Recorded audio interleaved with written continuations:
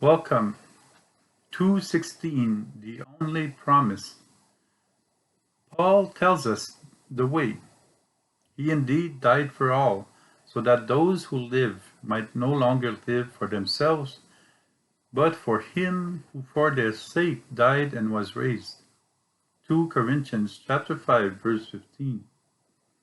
That those who live might no longer live for themselves. Christ has come to show us that life has all its meaning to love one's neighbor and to live so that the hearts of people be transformed. For that, we are invited to be free from what closes us on ourselves, to receive Jesus' teaching and to make him visible in our life. In order to become lights in the world, let's run away from what tends to cut us off from God's will and from others.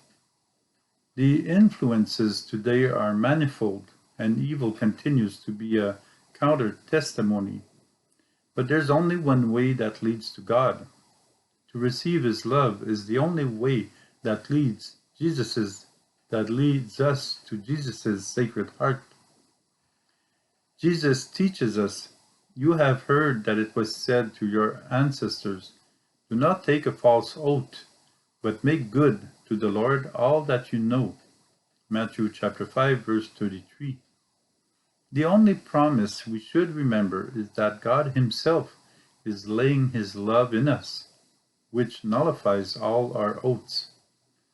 From ourselves, we could not take an oath before God without receiving the necessary from him.